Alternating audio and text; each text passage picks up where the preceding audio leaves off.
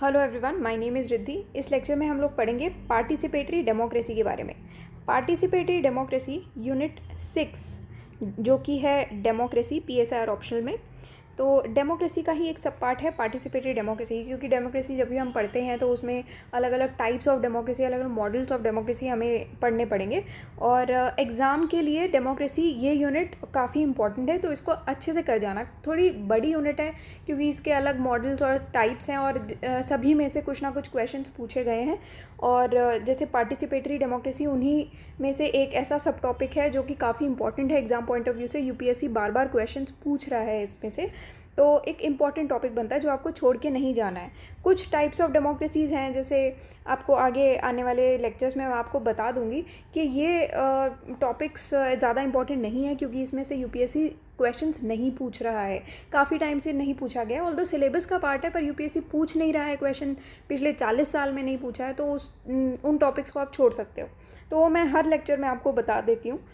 तो 2011 में और 2015 में ये पार्टिसिपेटरी मॉडल ऑफ डेमोक्रेसी पर एक क्वेश्चन पूछे गए थे। तो क्वेश्चंस बहुत ही स्ट्रेट फॉरवर्ड, बहुत ही सिंपल है। तो जैसे 2011 में क्वेश्चन था, examine the participatory model of democracy. Very straight forward question, सिर्फ आपको एक जनरल व्यू पॉइंट लिखना है इसमें। तो इसको आप आंसर को कैसे एनरिच कर सकते हो, इंट्रोडक्शन अच्छा लिखो कि पार्टिसिपेटरी डेमोक्रेसी होता क्या है, सबसे पहले आप ये लिखोगे। उसके बाद पार्टिसिपेटरी डेमोक्रेसी में क्या क्या उसके फीचर्स हैं, क्या क्या कैरेक्टरिस्टिक्स हैं। फिर उसके बाद उसका क्रिटिसिज्म लिखोगे कि क्या उसमें इश्यूज आते हैं, उसका एक्सपोनेंट कौन है, कौन पार्टिसिपेटरी डेमोक्रेसी को, कौन सा ऐसा थिंकर है जो पार्टिसिपेटरी डेमोक्रेसी के बारे में सबसे ज़्यादा बात करता है, जो सपोर्ट करते हैं। ठीक है, तो ये चीज़ें आप लिखोगे, इससे आपका आंसर और बेटर बनेगा, एंड में आप कंक्लूड करोगे उसको। फिर 2015 का ये क्वेश्चन पूछा गया था, difference between participatory and deliberative democracy. तो यहाँ पर प्योरली डिफरेंस के बारे में बात करेंगे हम लोग। ऑल्दो इंट्रोडक्शन से हम लोग स्टार्ट करेंगे एंड देन डिफरेंस के बारे में बात करेंगे। एक चीज़ जो आपको एग्ज़ाम में हमेशा ध्यान रखनी है, जो भी UPSC क्वेश्चन पूछता है, आपको इधर उधर की बातें बनाने में टाइम वेस्ट नहीं करना है, कुछ भी ऐसा रैंडम लिख के नहीं आना है। जो पूछा गया है सिर्फ उसी को लिखो, तो ये आपका आंसर ठीक रहेगा। अदरवाइज़ इधर उधर कहोगे तो वो ख़राब हो जाएगा आंसर। तो UPSC बेसिकली वो प्रेफर करता है no beating around the bush. ठीक है, स्ट्रेट फॉरवर्ड आपको पॉइंट पर आना है। ऑल राइट, तो ये लेक्चर स्टार्ट करने से पहले just one more thing, this is our website synopsisis.in। यहाँ पर आप जाओगे तो यहाँ पर आपको ऑप्शनल के कोर्सेज़ में आप देख सकते हो। So this is optional classroom course. यहाँ पर आप PSR ऑप्शनल में जाओगे, ऑल्दो टेस्ट सीरीज़ वगैरह आप सब कुछ देख सकते हो। आप क्लासरूम कोर्स में जाओगे तो यहाँ पर आपको परचेज़ का ऑप्शन आ जाएगा। तो हम लोगों ने 21, 22, 23 तीनों साल के लिए ये कोर्स लॉन्च किया हुआ है। So you can always see the details about the course from here. तो ये लेक्चर इस कोर्स का पार्ट है। अब यहाँ पर पार्टिसिपेटरी डेमोक्रेसी सबसे पहले होता क्या है। तो पार्टिसिपेटरी डेमोक्रेसी, अभी आप ये पढ़ो नहीं जो यहाँ पर लिखा हुआ है, पहले आप समझो कि ये चीज़ है क्या। पार्टिसिपेटरी डेमोक्रेसी या फिर उसको पार्टिसिपेटिव डेमोक्रेसी भी कहते हैं, ये एक ऐसा मॉडल है डेमोक्रेसी का जहाँ पर सिटीजन्स को ये पावर प्रोवाइड की जाती है कि वो अपने पॉलिटिकल डिसीजंस ले लें। ठीक है, वेरी सिंपल, कि पार्टिसिपेटरी डेमोक्रेसी में सिटीजन्स को ये पावर प्रोवाइड की जाती है कि आप अपने डिसीजंस खुद ले लें। तो अब यहाँ पर आपका ये क्वेश्चन आना चाहिए कि जब पार्टिसिपेटरी डेमोक्रेसी में भी सिटीजन्स को पावर दी जा रही है अपने डिसीजन मेकिंग की, तो रिप्रेजेंटेटिव डेमोक्रेसी क्या हुई, वहाँ पर भी तो सिटीजन्स को पावर दी जाती है ना। पर डिफरेंस क्या है दोनों में, मैं आपको बता देती हूँ। जो हमारी एटिमोलॉजिकल रूट्स हैं डेमोक्रेसी की, ठीक है, उसमें क्या कहते थे कि लोग जो हैं वो पावर में आते हैं और जितनी भी डेमोक्रेसीज़ हैं उनको कुछ कुछ हद तक पार्टिसिपेटरी बना देते हैं। ठीक है, पर जो पार्टिसिपेटरी डेमोक्रेसी है वो ग्रेटर सिटीजन पार्टिसिपेशन की बात करती है। पार्टिसिपेटरी डेमोक्रेसी बेसिकली ये कहती है कि और ज़्यादा डायरेक्ट रिप्रेजेंटेशन होना चाहिए, जबकि ट्रेडिशनल जो रिप्रेजेंटेटिव डेमोक्रेसी थी उसमें क्या था, थोड़ा सा इनडायरेक्ट रिप्रेजेंटेशन भी था। अब यहाँ पर पार्टिसिपेटरी डेमोक्रेसी में सीधा सीधा कहा जाता है भैया ज़्यादा डायरेक्ट रिप्रेजेंटेशन होना चाहिए दैन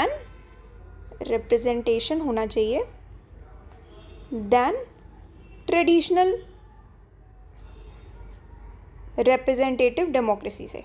ठीक है, जैसे कि अगर मैं एग्जांपल के तौर पे आपको समझाऊं तो ये हो सकता है कि जैसे गवर्नमेंट बॉडीज़ बना दी गई, तो गवर्नमेंट बॉडीज़ जब बनती हैं तो कैसे बनती हैं हमारे यहाँ कि आप इलेक्शंस वगैरह होते हैं, लोग अपने कोई भी गवर्नमेंट रिप्रेजेंटेटिव को चुनते हैं और उसके हिसाब से आगे गवर्निंग बॉडीज़ जो हैं गवर्न करती हैं।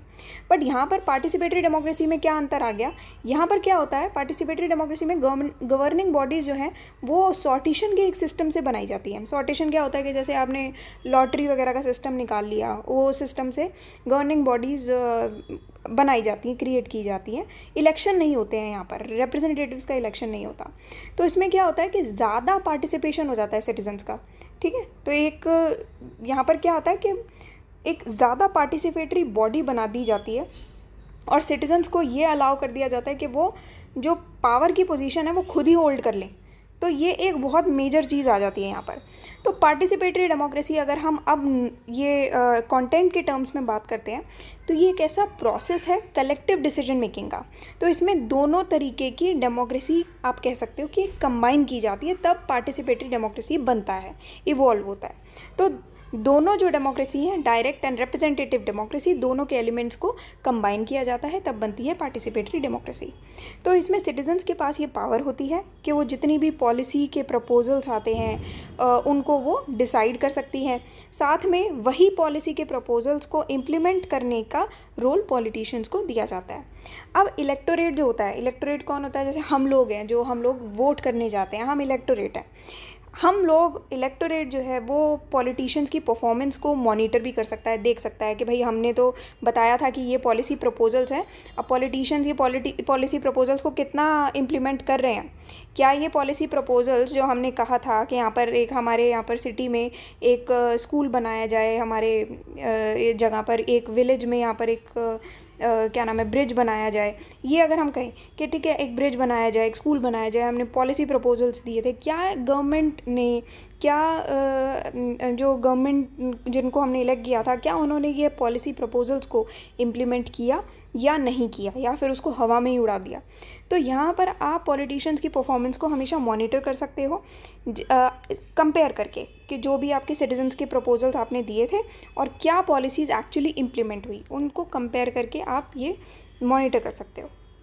ठीक है, बट यहाँ पर क्या होता है, जो पॉलिटिशियंस हैं उनका डिस्क्रिशन काफ़ी हद तक कंस्ट्रेंड हो जाता है, रुक जाता है। तो इस सिस्टम में कि सिटीजन्स के जो डिसीजंस हैं वो कितना अफेक्ट कर सकते हैं, किसी भी पॉलिसी को किस हद तक अफेक्ट कर सकते हैं, और सोशल प्रायोरिटीज़ कैसी रहती हैं, डिटरमाइन जैसी भी होती हैं, वो डायरेक्टली इस बात से लिंक्ड है कि कितने लोग वहाँ जाके पार्टिसिपेट करते हैं उस चीज़ में, कि डिसीजन में, पॉलिसीज़ में कितने लोग पार्टिसिपेट करते हैं। मान लो एक सिटी है, यहाँ पर 10 लोग रहते हैं, ठीक है, अब यहाँ पर एक डिसीजन होना है मान लो, और डिसीजन में होता क्या है कि सिर्फ 3 ही लोग जाके वोट देते हैं, बाकी 7 लोग वोट देते ही नहीं हैं। 7 लोग चाहते थे कि पॉलिसी बी इम्प्लीमेंट हो जाए, पर 3 लोग ये चाहते थे कि पॉलिसी ए इम्प्लीमेंट हो जाए। अगर सभी लोग वोट देने जाते तो कौन सी पॉलिसी इम्प्लीमेंट होती, बी हो जाती है ना, पर ये लोग गए ही नहीं, इन्होंने पार्टिसिपेट ही नहीं किया। इस वजह से इनके पार्टिसिपेट ना करने की वजह से पॉलिसी ए इम्प्लीमेंट हो गई, जो कि सिर्फ 3 लोग ही चाहते थे। तो किस हद तक पॉलिसी को हम अफेक्ट कर सकते हैं, ये प्रॉपर्ली सिटीजन्स पर डिपेंड करता है, हम लोगों के ऊपर डिपेंड करता है, हम अपनी सोशल प्रायोरिटीज़ कैसे डिटरमाइन करते हैं। ठीक है, तो कितना हम लोग इन्वॉल्व होना चाहते हैं इस प्रोसेस में, ये इस पर डिपेंड करेगा। अब पार्टिसिपेटरी मॉडल ऑफ डेमोक्रेसी में क्या आता है कि जितने भी ट्रेडिशनल थ्योरीज़ हैं डेमोक्रेसी की, वो डेमोक्रेसी को ही एक फॉर्म ऑफ गवर्नमेंट माना करती थी, कि गवर्नमेंट की फॉर्म अगर मैं आपसे पूछूं तो वो कहती थी डेमोक्रेसी होनी चाहिए भाई यहाँ पर। ठीक है, और डेमोक्रेसी की ही एथिकल जस्टिफिकेशन पर ज़्यादा जोर डाला जाता था। पर आजकल की जो थ्योरीज़ आई, फिर कंटेम्प्रेरी थ्योरीज़ जो आई, वो क्या होता है कि जैसे जैसे सोशली हम लोग इवॉल्व हो रहे हैं, जैसे जैसे नई सोशोलॉजिकल फाइंडिंग्स आती जा रही हैं, वैसे वैसे नेचर ऑफ डेमोक्रेसी भी इवॉल्व हो जाती है, और नेचर ऑफ डेमोक्रेसी भी उसी तरीके से मोल्ड की जाती है। ठीक है, तो यहाँ पर यही बात की गई है कि ट्रेडिशनल और कंटेम्प्रेरी थ्योरी ऑफ डेमोक्रेसी की। अब जो डेमोक्रेसी का कंसेप्ट है, दो तरीके की बातें यहाँ पर की गई हैं। मैं आपको नॉर्मली अभी ऐसे बताती हूँ कि क्या है यहाँ पर। दो पॉइंट्स यहाँ पर डिस्कस किए हैं जो कि बहुत इंपॉर्टेंट पॉइंट्स हैं। तो ये जो डेमोक्रेसी का कंसेप्ट है ये कहता है कि अल्टीमेट अथॉरिटी जो होती है गवर्नेंस की, वो लोगों के पास ही रहनी चाहिए। ठीक है। अब यहाँ पर होता क्या है, यहाँ पर वही प्रॉब्लम आ जाती है अगेन, जो मैंने आपको यहाँ पर ये समझाई थी ना प्रॉब्लम, कि 10 लोग हैं, 3 ही लोग गए, 7 लोग बी को चाहते थे पर ए इम्प्लीमेंट हो गई। ठीक है, तो वो एक नेगेटिव चीज़ भी तो है ना, एक नेगेटिव चली गई वो चीज़। फिर बाद में 7 लोग बैठ के रोएंगे कि अरे यार गलत पॉलिसी इम्प्लीमेंट हो गई। समझ रहे हो आप? तो वो चीज़ हो जाएगी। और मेजॉरिटी अगर पॉलिसी ए के अगेंस्ट है, पॉलिसी बी चाहती थी, अब ये लोग अपने ही वजह से नहीं गए यहाँ पर, तो इनको फिर ये बाद में बोलते हैं, फिर ये वाले लोग 7 जो लोग बचे थे ये लोग बाद में बोलेंगे कि भाई ये वाली पॉलिसी क्यों इम्प्लीमेंट कर दी, या फिर वो एक क्योस क्रिएट होता है या राइट्स का माहौल क्रिएट हो सकता है, तो कुछ भी। तो ये एक जो नॉर्मल माहौल क्रिएट होना चाहिए था एक मेजॉरिटी जो चाहती है उसके अकॉर्डिंगली, तो वो चीज़ नहीं हो पाएगी। तो ये भी बहुत तरीके से अफेक्ट करता है। तो ये जो आइडिया है कि लोगों के पास ही पावर रहनी चाहिए कि अल्टीमेट अथॉरिटी ऑफ गवर्नेंस की, तो ये आइडिया जो है वो कैसे इम्प्लीमेंट हो सकता है, रिप्रेजेंटेटिव डेमोक्रेसी के मैकेनिज़्म के थ्रू। ठीक है, तो यहाँ पर हो सकता है एक और चीज़ कि यहाँ पर ये भी है कि अगर मान लो ये लोग गए ही नहीं, अपने रिप्रेजेंटेटिव्स को सीधा सीधा चूज़ किया, उसके बाद सब लोग घर बैठ गए कि हमें कोई मतलब नहीं है क्या हो रहा है क्या नहीं हो रहा, तुम लोग अपने आप देख लो। ठीक है, गवर्नमेंट को कह दिया भैया अगले इलेक्शन में बात करेंगे, हम लोग को कुछ नहीं पड़ी किसी की, बस घर के आगे अपना टीवी चला के और कुछ कुछ बात करके और बस टीवी बंद। वो पार्टिसिपेट नहीं करने वाले लोग हैं ये। ठीक है, तो यहाँ पर क्या होता है कि लोग जो है इनएक्टिव भी हो जाते हैं कि उन्होंने अपने रिप्रेजेंटेटिव्स को चूज़ किया, उसके बाद वो लोग चले गए, अगले जनरल इलेक्शंस तक ये लोग भी नज़र नहीं आएंगे। अब जितना साइज़ होगा डेमोक्रेटिक कम्युनिटी का, जैसे मान लो अगर मैं आपसे ये बात करती हूँ कि ये है यहाँ पर आपका पंजाब का एरिया है एक जगह, एक आपका यूपी का एरिया है। ठीक है, तो ये एरिया थोड़ा स्मॉल है, ये एरिया थोड़ा सा लार्ज हो जाएगा। ठीक है, कि यूपी की पॉपुलेशन वाइज आप ज़्यादा लगा सकते हो। ठीक है, एक लार्ज पॉपुलेशन होती है। अब लार्ज पॉपुलेशन में अलग अलग रेस के लोग होते हैं, अलग अलग रिलीजन, लैंग्वेज, कल्चर, अलग अलग तरीके के लोग होते हैं। तो यहाँ पर क्या है इश्यूज़ हैं कि लोगों के बीच और लोग और उनके रिप्रेजेंटेटिव्स के बीच का जो डिस्टेंस है ना, वो बहुत ज़्यादा बढ़ भी जाता है। इतनी आबादी वाले जगह पर लोग अपने रिप्रेजेंटेटिव से डायरेक्टली बात नहीं कर पाते हैं, उन दोनों का डिस्टेंस और ज़्यादा बढ़ जाता है। जबकि अगर कम आबादी वाला स्टेट है तो वहाँ के लोग जो हैं वो अपने रिप्रेजेंटेटिव्स को बेटर जान सकते हैं, बेटर कनेक्ट कर सकते हैं। तो एक ये चीज़ का डिफरेंस हमेशा रहता ही है कि साइज़ ऑफ डेमोक्रेटिक कम्युनिटी जैसे जैसे वो जोग्राफिकली एक्सपैंड होती है, वो एक लार्ज पॉपुलेशन को इंक्लूड करती है। अब ये जो कंसेप्ट है पार्टिसिपेटरी डेमोक्रेसी का, वो ये जो टाइप का मॉडल है ना डेमोक्रेसी का, उसको थोड़ा सा रिप्यूडिएट करती है, उसको डिसरिगार्ड करती है, डिसओन करती है। क्योंकि वो कहते हैं कि ये कहते हैं कि पीपल का जो पॉलिटिकल पार्टिसिपेशन है वही बेसिक प्रिंसिपल है डेमोक्रेसी का, तो उसको ये रिप्यूडिएट करती है। ठीक है, अब यहाँ पर होता क्या है कि पॉलिटिकल पार्टिसिपेशन को बेसिकली ये माना गया है कि पॉलिटिकल पार्टिसिपेशन एक ऐसी चीज़ होती है जहाँ पर इंडिविजुअल्स खुद एक्टिवली इन्वॉल्व होते हैं गवर्नमेंटल प्रोसेसेस में। ग्रुप्स भी अलग अलग इन्वॉल्व होते हैं गवर्नमेंटल प्रोसेसेस में। क्यों इन्वॉल्व होते हैं? क्योंकि वो जितने भी पॉलिटिकल प्रोसेसेस हैं, पॉलिटिकल पॉलिसीज़ हैं जो भी इम्प्लीमेंट होंगी, वो सब चीज़ें उनकी लाइफ्स को अफेक्ट करेंगी इस वजह से। तो यहाँ पर ये कहा जा सकता है कि सिटीजन्स खुद ही एक एक्टिव रोल प्ले करते हैं कि पॉलिसीज़ कैसे इम्प्लीमेंट होंगी, कैसे फॉर्मुलेट की जाएंगी, डिसीजंस कैसे लिए जाएंगे, formulation, implementation, both things, and उनकी एक्टिविटी को कहते हैं हम लोग पॉलिटिकल पार्टिसिपेशन।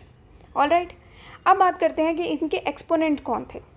कि जो पॉपुलर सॉवरेनिटी है, तो ये जो पार्टिसिपेटरी डेमोक्रेसी का ये जो मॉडल है, उसके एक्सपोनेंट हैं जीन जैक रूसो। उनका एक काम था द सोशल कॉन्ट्रैक्ट थ्योरी है रूसो की। 1762 का उनका ये सोशल कॉन्ट्रैक्ट, ये उनका वर्क है। तो रूसो ये कहते हैं कि सॉवरेनिटी जो है वो लोगों में सिर्फ ओरिजिनेट ही नहीं होती, बल्कि लोगों के द्वारा रिटेन्ड भी की जाती है। ठीक है, कि जब भी हम स्टेट ऑफ नेचर से सिविल सोसाइटी में ट्रांजिशन करते हैं, ठीक है, तो ये रिटेन भी की जाती है। तो कहने का मतलब ये होता है कि जब भी एक ट्रांजिशन चलता है स्टेट ऑफ नेचर का सिविल सोसाइटी में, तो सॉवरेनिटी जो है वो खाली लोगों के अंदर ओरिजिनेट नहीं होती बल्कि रिटेन भी की जाती है लोगों के द्वारा। तो जैसे कि मॉडर्न लार्ज स्केल स्टेट्स हैं, उनका जो यहाँ पर ऑब्जेक्टिव माना गया है कि पार्टिसिपेटरी डेमोक्रेसी का ऑब्जेक्टिव क्या है, वो कुछ कुछ चीज़ों से ये ऑब्जेक्टिव बनाए जाते हैं। जैसे कि कई जगह पे होता है डिसेंट्रलाइजेशन ऑफ एडमिनिस्ट्रेशन, तो एडमिनिस्ट्रेशन का डिसेंट्रलाइज कर दिया जाता है कि एक ही पर्सन के हाथ में अगर सारी पावर दे दी जाएगी तो हो सकता है क्योस हो, लोग हर बंदे से ना इंटरेक्ट कर पाएँ, हर एक सिटीज़न के इश्यूज़ ना सुने जाएं, हर एक सिटीज़न डायरेक्टली पॉलिटिकली पार्टिसिपेट ना कर पाए। तो ये कुछ कुछ फ्लॉज आते हैं, तो उन गैप्स को भरने के लिए आता है डिसेंट्रलाइजेशन ऑफ एडमिनिस्ट्रेशन, जहाँ पर कुछ डिसीजंस लोकल कम्युनिटीज़ पर ही छोड़ दिए जाते हैं कि आप खुद डिसाइड करिए आपको क्या चाहिए, आपको क्या ठीक लगता है। तो यहाँ पर एक एग्जाम्पल है कि इंडिया में जैसे पंचायती राज का सिस्टम आया, जो एक्सपेंशन हुआ, डिसेंट्रलाइजेशन हुआ, वो यहाँ पर एक एग्जाम्पल के तौर पर बताया गया है। फिर दूसरी चीज़ है एक्सटेंसिव यूज़ ऑफ रेफरेंडम, जो कि स्विट्ज़रलैंड में किया जाता है। तो रेफरेंडम के थ्रू भी डिसीजंस लिए जाते हैं, जिसमें सिटीजन्स डायरेक्टली आके बता देते हैं कि भैया ये हमारा व्यू पॉइंट है, ये हमारा डिसीजन है, हम ये चाहते हैं। तो वो चीज़ भी मानी गई है। अब जो आजकल रिप्रेजेंटेटिव डेमोक्रेसी चलती आ रही है, वहाँ पर ये कहते पार्टिसिपेटरी डेमोक्रेसी चलती आ रही है, वहाँ पर ये कहा जाता है कि जो रिप्रेजेंटेटिव डेमोक्रेसी है वो अपने सिटीजन्स को थोड़ी कम अपॉर्चुनिटीज़ देती हैं कि वो अब डिसीजन मेकिंग प्रोसेस में पार्टिसिपेट कर पाएँ, क्योंकि सिटीजन्स जो है वो डायरेक्टली पार्टिसिपेट नहीं कर पाते हैं रिप्रेजेंटेटिव डेमोक्रेसी में। तो पार्टिसिपेटरी डेमोक्रेसी ज़्यादा अपॉर्चुनिटी देती है सिटीजन्स को, रिप्रेजेंटेटिव डेमोक्रेसी कम अपॉर्चुनिटी देती है सिटीजन्स को।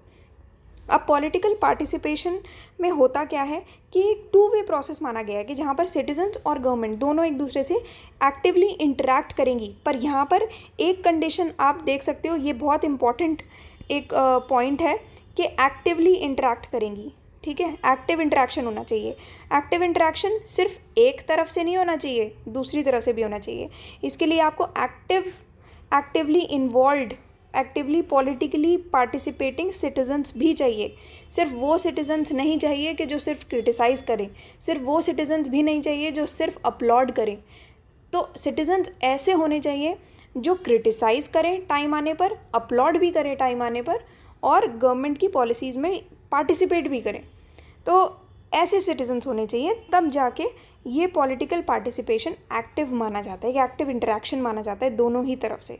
तो एक टू वे प्रोसेस होता है, एक पार्टी इनिशिएट करती है, दूसरी पार्टी रिस्पॉन्ड करती है।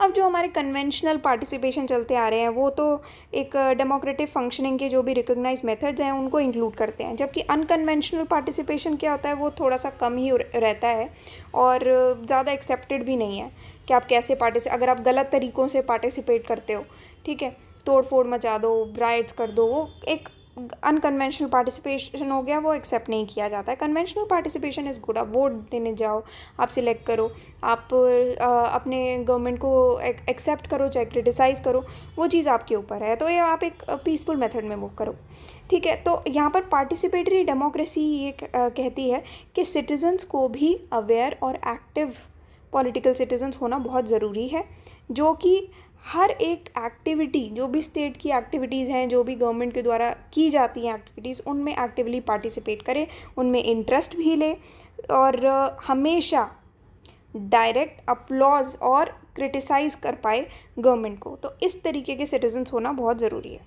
ऑलराइट, तो ये था आपका पार्टिसिपेटरी डेमोक्रेसी के बारे में। क्वेश्चन इन पे आ चुके हैं, तो इसीलिए इम्पॉर्टेंट टॉपिक है एग्ज़ाम पॉइंट ऑफ व्यू से। प्लीज़ इस टॉपिक को छोड़ के मत जाना, एग्ज़ाम के लिए इसको प्रिपेयर कर जाना। बहुत डायरेक्ट क्वेश्चंस आ रहे हैं, कुछ भी ऐसे घुमा फिरा के क्वेश्चंस नहीं पूछे जा रहे हैं, ठीक है। तो ये आप प्रिपेयर करना क्वेश्चन को। और यहाँ पर एक और क्वेश्चन है 2015 में जो पूछा गया था कि difference between participatory and deliberative democracy. तो जो डेलिबरेटिव डेमोक्रेसी है वो, इनमें डिफरेंस करने के लिए सबसे पहले आपको ये समझना ज़रूरी है कि डेलिबरेटिव डेमोक्रेसी होती क्या है, ठीक है। नेक्स्ट लेक्चर में हम लोग डेलिबरेटिव डेमोक्रेसी के बारे में पढ़ेंगे। एंड डेलिबरेटिव डेमोक्रेसी और भी ज़्यादा इंपॉर्टेंट टॉपिक है, पार्टिसिपेटरी डेमोक्रेसी से भी ज़्यादा इंपॉर्टेंट टॉपिक है। बहुत क्वेश्चन आ चुके हैं, 2019 में बिल्कुल डायरेक्ट क्वेश्चन आया है अभी, ठीक है ना। 2017 में क्वेश्चन आ चुका है, तो 2 साल के बाद ये क्वेश्चन आ गया। 2014 में भी क्वेश्चन आया, 2010 में भी क्वेश्चन आया। तो प्लीज़ डेलिबरेटिव डेमोक्रेसी ज़रूर करके जाना, ठीक है, 2019 में क्वेश्चन आया है, 2020 में भी आ सकता है, 2021 में आ सकता है ये क्वेश्चन, ठीक है। तो प्लीज़ ये क्वेश्चन को प्रिपेयर करके जाना, प्लीज़ डोंट लीव इट।